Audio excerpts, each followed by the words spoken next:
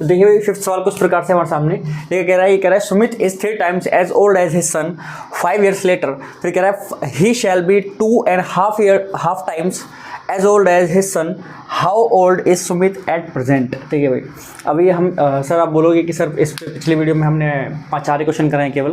देखो 4 क्वेश्चन इसलिए हो कि वहाँ कॉन्सेप्ट डिस्कस हुआ था और उसके बाद वो वीडियो थोड़ी बड़ी हो गई थी, स्टोरेज की प्रॉब्लम हमारे पास में है। सो अब उसके बाकी क्वेश्चंस को मैं यहाँ डिस्कस कर रहा हूँ इस वीडियो में। सो अब आप इसको देखिए, ठीक है। देखिए अब क्वेश्चन क्या कह रहा है, कह रहा है कि सुमित है कोई जो कि प्रेजेंट में अपने बेटे की एज का 3 times है, ठीक है। और फिर वो कह रहा है कि अब से 5 साल बाद he shall be 2.5 times as old as his son. So अब से 5 साल बाद वो 2.5 गुना हो जाएगा, मतलब अपने बेटे की एज का, ठीक है। फिर वो कह रहा है how old is Sumit at present. अब आप बोलोगे सर ये क्वेश्चन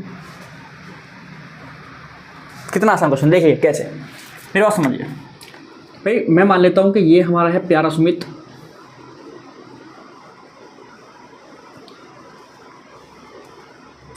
ये है सुमित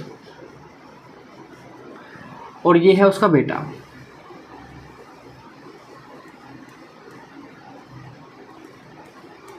ठीक है। अब प्रेजेंट में अगर बात करूं तो मैं प्रेजेंट में इसकी एज को x मान लेता हूं और इसकी एज को y मान लेता हूं। ठीक है, मान लेता हूं कि ये x ईयर्स का है और ये y ईयर्स का है। ठीक है, हमने लेट कर लिया है, लेट। अब आप मुझे बताओ, उसने बोला कि करंट में जो है ये अपने बेटे की एज का 3 गुना है, मतलब कि यहाँ से मुझे एक सिचुएशन ये मिल जाएगी कि जो यहाँ पर x है वो बराबर है 3y के। इसको फर्स्ट मान लेते हैं भाई, ठीक है। और दूसरी सिचुएशन क्या दी हुई है उसने कि भाई 5 साल बाद, तो भाई अभी अगर ये x साल का है तो अब से 5 साल बाद इसमें 5 साल प्लस हो जाएंगे, यानी कि x + 5 का होगा। और इसका बेटा भी 5 साल प्लस हो जाएगा, यानी कि y + 5 का होगा। सही बात है या नहीं भाई? जो भी 5 x और y के हैं वो 5 साल बड़े हो जाएंगे दोनों। सो ये x + 5 का हो जाएगा, y + 5 का हो जाएगा। अब आगे उसने बोला कि इस टाइम पर ये अपने बेटे की एज का 2.5 गुना है, मतलब कि x + 5 जो है वो बराबर है 2 whole 1/2 times of y + 5। ठीक है, ये बोला उसने। अब इसको सोल्व करते हैं। देखो वेरी सिंपल है, x + 5 इज इक्वल्स टू ये हो जाएगा 5/2 y + 5। 2 क्रॉस मल्टीप्लाई से इधर चला जाएगा। So 2x + 10 is equals to 5y + 25। So 2x - 5y is equals to 25 - 10। ठीक है, सो यहाँ से आ जाएगा 2x - 5y is equals to 15। यहाँ पर आपके पास ऑलरेडी x की वैल्यू दे रही 3y, यहाँ पर डाल दो, या फिर 3y नहीं डालो, y की वैल्यू निकालो x/3, क्योंकि आपको x की वैल्यू निकालनी है, विच इज़ किसकी एज है, सुमित की एज है। ठीक है, सो आप यहाँ से y की वैल्यू निकालोगे तो x/3 आ जाएगी। यहाँ से y इज इक्वल्स टू आएगा x/3 आएगा, यहाँ डाल देते हैं। ठीक है, सो यहाँ डालेंगे तो क्या आएगा 2 × x + y × y की जगह पर आ जाएगा x/3 और इज इक्वल्स टू 15। यहाँ पर आप सोल्व करोगे इसको तो भाई 3 LCM आ जाएगा, 3 × 6 6x + 5x / 3 इज 15। और यहाँ पर आपका ये हो जाएगा भाई कुछ उस तरीके से ही हो जाएगा 6 और 5 11 मल्टीप्लाई होकर उधर 15 × 45 45/11। सो x की वैल्यू आएगी 45/11। ठीक है, सो ये इसकी एज है ईयर्स में। पर एक बार फिर भी कुछ चेक कर लेते हैं, मिस्टेक तो नहीं हो गई कहीं। हाँ सॉरी यहाँ पर मिस्टेक हो गई। यहाँ पर ये माइनस था, हमने इसको प्लस लिख दिया था, ये माइनस है। ये तो भाई माइनस है ना, माइनस है। ठीक है, अब देखो तो 6x - 5x जाएंगे तो ये x बचेगा और यहाँ इधर जाकर मल्टीप्लाई हो जाएगी तो 45 आएगा। x की वैल्यू क्या आएगी 45, यानी कि 45 ईयर्स का है भाई। ठीक है, ये 45 ईयर्स का है। छोटी सी मिस्टेक थी, उसको हमने सही कर लिया। चलो अगले क्वेश्चन तरफ बढ़ते हैं।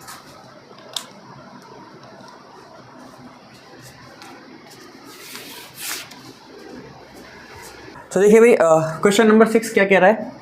Question number 6 is very simple. ठीक है, ये क्या कह रहा है, ये कह रहा है कि the value of k for which the system of equation x + y - 4 is equals to 0 and 2x + ky is equals to 3, ठीक है, हैज़ नो सॉल्यूशन। अब देखो भाई इसने बोल दिया है कि ये जो सिस्टम ऑफ इक्वेशन है इनके पास कोई सॉल्यूशन नहीं है। अगर कोई सॉल्यूशन नहीं है ना तो सिंपल सी बात है, दोनों लाइनें आपस में पैरेलल रही होंगी। और पैरेलल कब रहती हैं, जब एक कंडीशन आपकी होती है a1/a2 is equals to b1/b2 does not equals to c1/c2। ठीक है, सो हमें ये कंडीशन गिवन है यहाँ पर कि भाई यहाँ पर a1/a2 जो है वो तो बराबर है b1/b2 के, लेकिन यहाँ पर c1/c2 जो है वो आपस में बराबर नहीं है, मतलब ये इनके बराबर नहीं है। ये कंडीशन हमें यहाँ पर गिवन है। सो इसी का यूज़ करेंगे और क्या करेंगे भाई, ठीक है, इसी का यूज़ करके फटाफट अपना आंसर दे देंगे, क्या दिक्कत है। देखो एक चीज़ पहले समझो कि जैसे फॉर्म में ये वाली इक्वेशन है, ये वाला किस फॉर्म में इक्वेशन है, a1x plus b1y plus c1 equals to 0, लेकिन इसको आप देखोगे तो a2x प्लस b2y यहाँ पर नहीं है, इधर, तो इसको इधर लेके आएंगे 3 को, सो यहाँ पर इधर आकर माइनस का हो जाएगा सिंपल। सो इसको इधर लेके आएंगे तो क्या बनेगा, ये इक्वेशन क्या बनेगी वो उसको चेंज कर लेते हैं थोड़ा सा, सो हो जाएगी 2x plus ky minus 3 is equals to 0, ठीक है। सो अभी ये दोनों इक्वेशन सेम वे में हमने लिख ली हैं। अब इनको देखो कैसे करेंगे। अब यहाँ पर हम a1/a2 और b1/b2 की वैल्यू देख लेते हैं। देखो a1/a2 यानी कि a1 आपका है 1 और a2 कितना है भाई, a2 आपका है 2 इज इक्वल्स टू b1 कितना है, b1 है आपका 1 और b2 कितना है, b2 है आपका k। चलो ये तो यही हो गया, आगे जाने की जरूरत नहीं।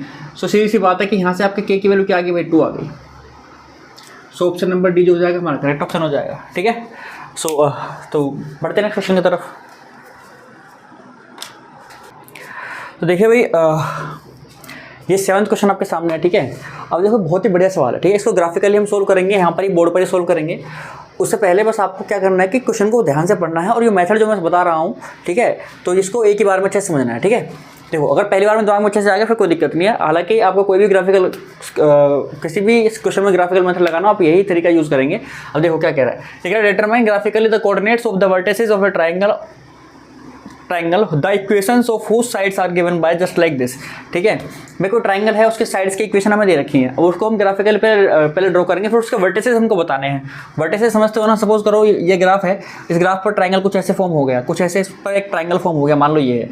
तो ये जो वर्टिसेस है ना, ये वाले वर्टिसेस, ये वाले पॉइंट बताने हैं हमको कि ये वाले पॉइंट क्या है। चलो अब देखो भाई, अब ये तो हमने समझ लिया है कि हमें करना क्या है क्वेश्चन के अंदर, लेकिन करेंगे कैसे वो चीज़ है, वो चीज़ बहुत ज़्यादा इंपॉर्टेंट है कि करेंगे कैसे। देखो उसके लिए हमें सबसे पहले हमें यहाँ पर निकालने पड़ेंगे कोऑर्डिनेट्स। आपको पता होगा, अगर आप यहाँ तक आ गए हैं, वीडियो इतना सब देख के इतना पढ़ के आ चुके हो, तो मुझे पता है कि आपको ये बात पता होगी कि किसी भी इक्वेशन को हमें ग्राफ पर ड्रॉ करने के लिए मिनिमम दो पॉइंट चाहिए होते हैं, ठीक है।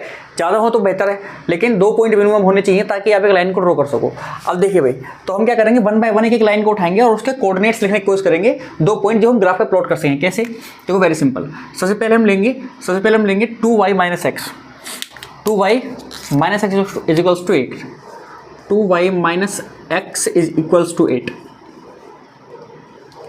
अब हमें इसके लिए क्या करना है, एक ब्रैकेट बनाएंगे। ये आपके गुरुजी ने या फिर आपकी मैम ने आपको सिखाया होगा भाई, कुछ इस तरीके से ब्रैकेट बनाते हो आप, जिसमें आपको मिनिमम 2 पॉइंट लिखने होते हैं, ठीक है। ये एक्स के लिए और ये मेरा वाई के लिए, और मैंने यहाँ पर इस तरीके से बना दिया है।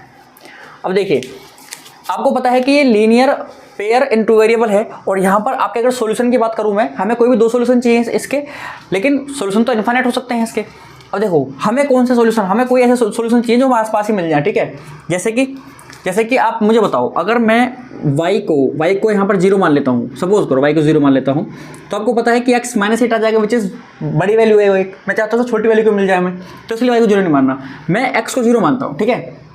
देखो अगर मैं x को 0 मानूंगा, सो यहाँ पर क्या बचेगा, x तो 0 हो गया, तो 2y इज इक्वल्स टू 8, और 2 से कट जाएगा y कितने टाइम्स, 2 से 8 कितने टाइम कट जाएगा, 4 टाइम्स, 2 4 8, सो यहाँ पर y की वैल्यू कितनी आ जाएगी उस टाइम 4, ठीक है। समझ आ रही बात, नहीं आ रही? तो हमारे पास पहला कोऑर्डिनेट आ गया 0,4, पहला कोऑर्डिनेट क्या आ गया हमारे पास, साथ साथ लिखते हुए रहूँगा 0,4। अब यहाँ से एक और कोऑर्डिनेट आएगा। अब इस बार हमें फिर से कुछ वैल्यू माननी है। देखो भाई ऐसा करते हैं, इस बार हम क्या करते हैं, इस बार हम मान लेते हैं x को ही दोबारा लेट कर लेते हैं।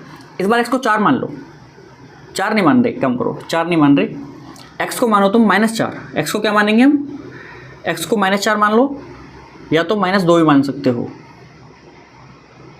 देखो x को हम मान लेते हैं -2, ठीक है। x को -2 मान रहा हूँ मैं, क्यों?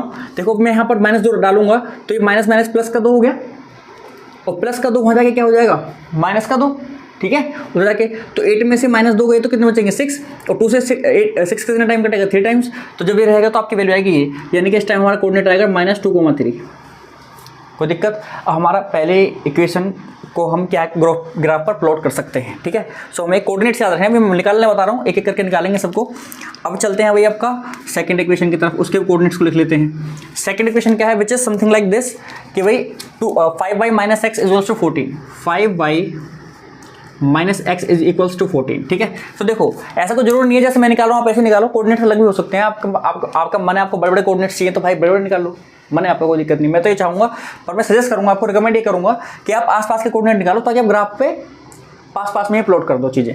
चलो अब देखो यहाँ पर, अब एक और अगेन हमें बनाना है भाई, एक और हमें ब्रैकेट बनाना है इस वाले इक्वेशन के लिए। इसके भी 2 कोऑर्डिनेट कम से कम निकालेंगे। चलो फटाफट बना दिया हमने, और यहाँ पर भी कुछ तरीके से पार्टीशन कर देते हैं, ठीक है। ये x और ये y। अब चलो भाई, अब हम क्या माने भाई, देखो आप क्लियरली देख पा रहे हो कि अगर मैं y को 0 मान लेता हूँ सपोज, सो मेरा x 14 आएगा -14 विच इज़ वेरी बिग, मेरे अकॉर्डिंग वो बड़ी वैल्यू है और मैं उसको नहीं लूँगा। सो मैं कुछ छोटे की तरफ जाने की कोशिश करता हूँ कैसे भी।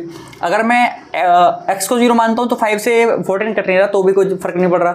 तो आप क्या कर सकते हो, देखो मैं इस x को कुछ मानूंगा, मैं x को क्या मानूंगा, मैं x को मान लेता हूँ, सपोज मैं x को मान लेता हूँ -4, मैं x को -4 मान लेता हूँ, x को मान लेता हूँ -4। क्यों, देखो अगर मैं -4 डालूंगा तो प्लस का 4 हो जाएगा यहाँ पर, और प्लस का 4 हो जाएगा माइनस का 4, तो 14 में से 4 जाएंगे तो 10 बचेंगे, और y 5 से फिर 10 कट जाएगा 2 टाइम्स। सो यानी कि जब -4 मानूंगा तो y आएगा 2।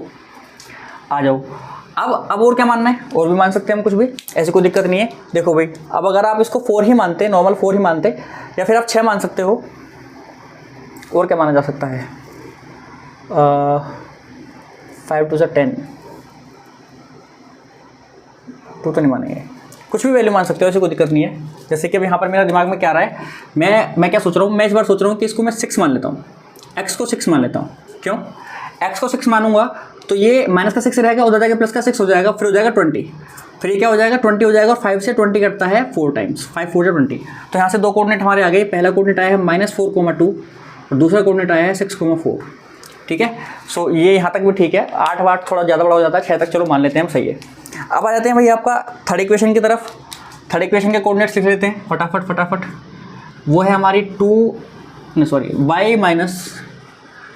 y minus 2x is equals to 1। एक बात ध्यान रखो, देखो अगर आपको देखा जाए ये जो इक्वेशन हमने सामने लिखी हुई है, देखो ये अनस्टैंडर्डाइज है, मतलब कहने का ये स्टैंडर्ड फॉर्म में नहीं है। स्टैंडर्ड फॉर्म क्या होती है इनकी, वो होती है a1x, वही आपका a1x plus b1y plus c1 is equals to 0, वो वाली इक्वेशन इसकी स्टैंडर्ड फॉर्म होती है। लेकिन यहाँ पर मैंने y को पहले लिख दिया, तो मतलब कहने का ये है कि जब हम इसको ड्रॉ करते हैं, ग्राफ पर प्लॉट करते हैं, तब हमारी कोई ऐसी कंडीशन खास है नहीं कि हम इसको रीअरेंज करें या तभी हमारा ड्रॉ हो पाएगी, ऐसा कोई जरूरी नहीं है। आप चाहो तो कर भी सकते हो, वैसे देखा जाए तो करना भी चाहिए, क्योंकि वो चैप्टर यही कहता है कि आप स्टैंडर्ड फॉर्म में लिखो उसके बाद करो, लेकिन नहीं करोगे तो भी आपके प्लॉट हो जाएंगे, ठीक है।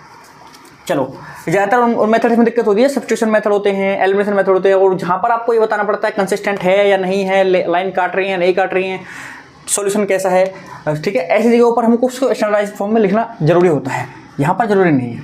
अब देखिए मैं यहाँ पर कुछ इस तरीके से, यहाँ पर ये इस तरीके से एक और ब्रैकेट बना लेता हूँ, और ये इसको मैं ले लेता हूँ, ये x और ये y, और ये मैंने फिर से पार्टीशन कर दिए इसके, और अगेन मुझे इसके भी कोऑर्डिनेट्स लिखने हैं। सो विच इज़ वेरी सिंपल। देखिए इसके बाद मैं पूरा क्वेश्चन मिटाऊंगा क्योंकि फिर मुझे प्लॉट करना है।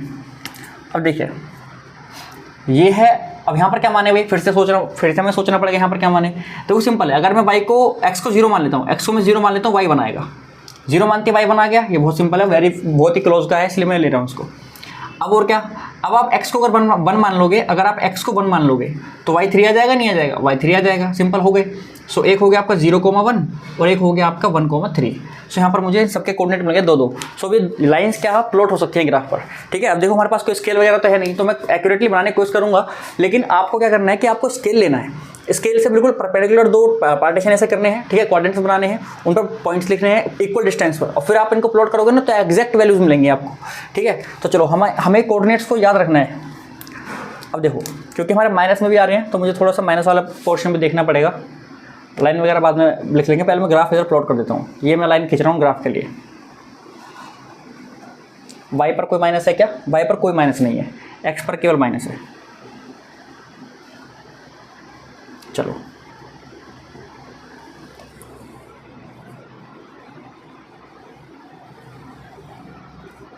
ये हमारी x एक्सिस है और ये हमारी y एक्सिस है, y कोऑर्डिनेट के लिए। ये x एक्सिस x कोऑर्डिनेट के लिए, ये y की नेगेटिव एक्सिस और ये x की नेगेटिव एक्सिस। अब देखो इस पर मैं इक्वल डिस्टेंस में कोशिश करता हूँ मानने की। पहला ये जो आपका पॉइंट होता है, ये जो ओरिजिन है विच इज़ 0,0, ठीक है। आपको पता है कि यहाँ पर x भी 0 होता है, तो देखो भाई हम इसको ग्राफ को ना अलग से नोटबुक पर बनाते हैं ताकि थोड़ा ज़्यादा सही से बना पाएँ हम, ठीक है। सो आप देख पा रहे हो कि यहाँ पर हमने तीनों इक्वेशंस लिख लिए, उनके जो कोऑर्डिनेट्स उन्होंने निकाले थे वो लिख लिए हैं। अब देखो उनको प्लॉट करते हैं, यहाँ पर कैसे प्लॉट करेंगे। प्लॉट करना बहुत सिंपल है, कोई दिक्कत नहीं। पहले लाइन को प्लॉट करते हैं इसका 0,4। तो अब देखो 0 तो आपका यहाँ पर है और 4 कहाँ पर है, 4 आपका ये रहा, ठीक है। तो ये आपका हो जाएगा 0,4, यानी कि ये वाला जो पॉइंट है हमारा वो हो जाएगा 0,4। एक तो ये वाला पॉइंट हो गया। दूसरा फिर आपका है 2,3, एक्चुअली -2,3 था। चलो तो -2 आपका ये रहा और 3 आपका ये रहा।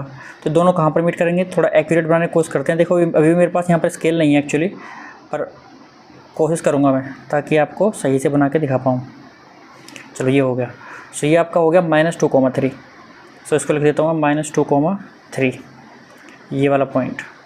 अब इन दोनों को मिलाते हुए एक लाइन हमें ड्रॉ करनी है। सो आप पहले इसको ड्रॉ करिए और फिर उसके बाद थोड़ा सा इसको इधर से आगे बढ़ा दीजिए और थोड़ा सा इसको पीछे से आगे बढ़ा दीजिए। अब आगे बढ़ते हैं भाई, थोड़ा देखो लाइन जब सही खींचेंगी ना तो फिर बिल्कुल ठीक आएंगे। अब देखो पहला लाइन ड्रॉ हो गई, दूसरी लाइन देखते हैं यहाँ पर क्या है। ये -4,2, तो -4 आपका ये रहा और 2 आपका ये रहा, तो ये आगे बढ़ेगी। ये इस लाइन पर ही मीट करेंगे, ठीक है, इस लाइन पर ही मीट करेंगे नियरली। सो -2,4 आपका ये वाला पॉइंट हो गया। चलिए भाई आगे बढ़ते हैं। फिर आपका आगे देखोगे कि भाई ये आपका है, इसी का दूसरा पॉइंट है 6,4। तो 6 आपका ये रहा और 4 ये रहा, तो 4 को इधर से इधर लेके आइए और 6 को यहाँ से इधर लेके जाइए। तो ये आपका यहाँ पर मीट करेंगे और फिर हम इसको इससे मिलाते हुए लाइन ड्रॉ करेंगे, इससे मिलाते हुए। तो मैं पहले डॉटेड ड्रॉ कर लेता हूँ ताकि थोड़ा सही से हो जाए। चलिए अब इसको थोड़ा आगे बढ़ा दीजिए, इधर से इसको उधर से आगे बढ़ा दीजिए। देखो एक कॉमन पॉइंट तो हमको मिल गया, वो है -2,4। चलो अब दूसरा ये लाइन जो लास्ट वाली है आपके, इसमें 0,1 ये वाला पॉइंट है आपका। तो ये आपका है 0,1, दूसरा 1,3 है, ठीक है। तो 1,3 कहाँ पर है, 3 ये रहा और 1 ये रहा। तो ये भी देखो इस लाइन पर मीट कर रहा है यहाँ पर। सो यहाँ से जब लाइन पास करेंगे हम तो कुछ ऐसे जाएगी, ठीक है, और इधर से भी कुछ पीछे तरफ आ जाएगी। तो देखिए ये वाली लाइन का पॉइंट एक ये वाला कॉमन है। अब इसको देख लेते हैं कहाँ पर आ रहा है। तो ये देखिए कुछ इस तरीके से 2 पर आएगा और ये यहाँ से कुछ इस तरीके से 5 पर आएगा। सो ये 2,5। सो हम देख पा रहे हैं कि हमारे जो कोऑर्डिनेट्स हैं, जो ट्रायंगल के कोऑर्डिनेट्स हैं, ट्रायंगल देखो कौन सा फॉर्म हुआ है, ट्रायंगल ये वाला फॉर्म हुआ है, ठीक है। सो इस ट्रायंगल के कोऑर्डिनेट्स क्या है, तो 2,5 है, एक आपका 1,3 है, ठीक है, और एक आपका है -2,4। सो इस तरीके से हमारे कोऑर्डिनेट्स हो जाएंगे। सो मुझे पूरी उम्मीद है आपको समझ में आएगा, उसको मैं अटैच कर देता हूँ वीडियो में। तो देखिए क्वेश्चन नंबर 8 क्या कह रहा है। क्वेश्चन नंबर 8 ये कह रहा है कि the pair of linear equations just like this and this represent 2 lines which are parallel है, इंटरसेक्टिंग है, कोइंसाइड है, फिर कोई भी नहीं है।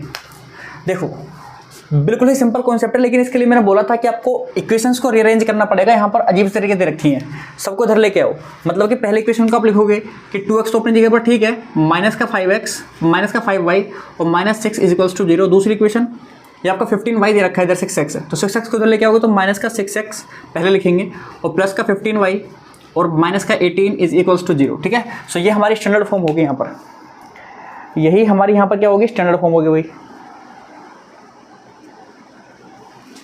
चलो अब हमारे पास a1 a2 सबकी वैल्यू है, तो निकालो, पता चल जाएगा क्या आएगा। पहले a1/a2 निकालो, a1/a2 विच इज़ क्या है भाई आपका 2/-6, यानी कि ये आ गया आपका -1/3। अब निकालो b1/b2, तो -5/15। सो माइनस तो नहीं कटेगा, माइनस तो माइनस ही रहेगा, पर 5 से 3 टाइम्स कटेगा, सो ये -1/3 आ जाएगा। सो मैं यहाँ पर क्या मिल गया, यहाँ पर मिल गया हमें a1/a2 = b1/b2। देखो अगर हमारे बराबर नहीं आता तो हम यहीं पर बोल देते कि भाई साहब ये जो लाइन है आपस में इंटरसेक्टिंग होगी, लेकिन इंटरसेक्टिंग तो नहीं है, तो पहला ये बी ऑप्शन तो गया क्योंकि इक्वल आ गया। अब C1 जब ये इक्वल आ जाए तो मैंने बोला था C1/C2 भी चेक करना है। सो यहाँ पर C1/C2 भी चेक कर लो भाई, C1/C2। तो C1 क्या है आपके पास -6 और C2 क्या है आपके पास -18। सो माइनस से माइनस करके यहाँ पर आएगा 1/3। देखो ये -1/3 आए सारे और ये 1/3 आया, तो ये बराबर नहीं आया।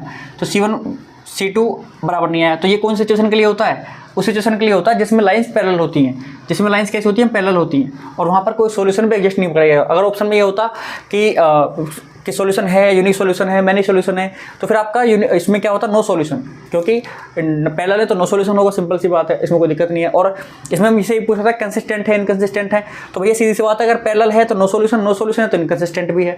तो कोई भी ऑप्शन आए आप आंसर टिक करके आओगे, बिल्कुल ठीक। चलो मिलते हैं अगले क्वेश्चन के अंदर। तो क्वेश्चन नंबर 9 क्या कह रहा है भाई? ये कह रहा है x + y = 6 है, तो 2x - 3y = 4 है। इनको सोल्व करो, x और y की वैल्यू निकाल के दिखाओ। कोई दिक्कत नहीं, सब्स्टिट्यूशन लगा दो। यहाँ से मैं x की वैल्यू निकाल लेता हूँ, विच इज़ 6 - y, ठीक है। इसको डालूंगा इसमें, सो ये आ जाएगा आपका 2 × 6 - y और माइनस का 3y = 4। यहाँ से 2 की मल्टीप्लाई होगी तो 2 × 6 = 12 माइनस 2y और माइनस का 3y = 4। सो यहाँ से आपका ये हो जाएगा माइनस का 5y, और ये उधर जाकर हो जाएगा भैया माइनस। सो माइनस का 5y = माइनस का आपका कितना आ जाएगा? -8, क्योंकि 4 में से 12 माइनस होगा तो -8 आ जाएगा। सो इससे कट गया, तो आपकी वैल्यू क्या आई यहाँ से भाई? यहाँ से हमारी y की वैल्यू आ गई 8/5। चलो बहुत सिंपल। अब इस y की वैल्यू को यहाँ पुट कर दो। सो यहाँ से हमें पता है कि जो x की वैल्यू है वो 6 - y है, यानी कि 8/5।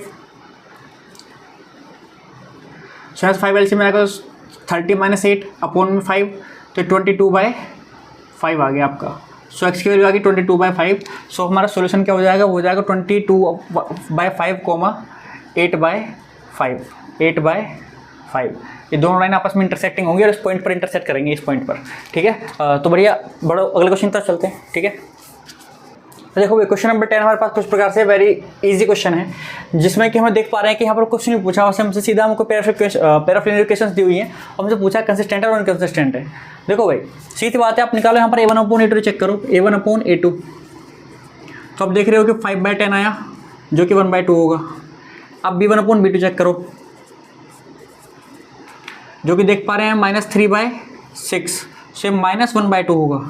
सो आप देख पा रहे हो ये दोनों बराबर नहीं है भाई। a1/a2 implies that does not equal to b1/b2। अगर यही बराबर नहीं आए तो आगे हमें चेक नहीं करना होता, इसका मतलब ये इसका एक यूनिक सॉल्यूशन होगा। ये पहली बात तो ये क्या होंगे, ये दोनों लाइन आपस में इंटरसेक्ट करेंगी किसी एक पॉइंट पर, ठीक है। दूसरा कि इसके पास एक यूनिक सॉल्यूशन होगा, और इसके पास अगर यूनिक एक सॉल्यूशन भी अगर है तो कंसिस्टेंट होगा, ठीक है। तो ये हमारे सवाल का आंसर है भाई, और मुझे पूरी उम्मीद है भाई कि आपको समझ में आ गया होगा। और प्लीज़ आपसे रिक्वेस्ट है मेरी कि भाई अगर आप वीडियो में बने हुए हो यहाँ तक तो प्लीज़ यार सब्सक्राइब कर लो चैनल को। और हमारे 10 क्वेश्चन कंप्लीट हो चुके हैं, इसमें देखो दो वीडियो लगी हैं हमको करने में, लेकिन आप ये भी देखो कि इस चैप्टर के जो क्वेश्चन होते हैं थोड़े से लेंदी होते हैं। लेंदी भी नहीं तो कॉन्सेप्ट थोड़ा ऐसा होता है, उसको समझाने में थोड़ा टाइम लगता है, ठीक है। हालांकि आप पेपर में करोगे तो इतना टाइम आपको नहीं लगेगा। और दूसरी चीज़ ये है कि आपको क्वेश्चंस करने हैं भाई, तो वीडियो चाहे एक देखनी पड़े चाहे 1000 देखनी पड़े, आपका तो फायदा हो रहा है ना। तो देखो भाई दूसरी चीज़ ये है कि अगर आपने अभी तक चैनल सब्सक्राइब नहीं करा तो प्लीज़ चैनल सब्सक्राइब कर दो, और वीडियो को लाइक भी करो, शेयर भी कर दो अपने सभी दोस्तों के साथ, ताकि और भी थोड़ा सपोर्ट मिल सके और हमें थोड़ा दिखाई दे कि हाँ भाई चीज़ें हम सही कर रहे हैं। चलो तो इसी डायरेक्शन में मिलते हैं आपसे नेक्स्ट वीडियो के अंदर।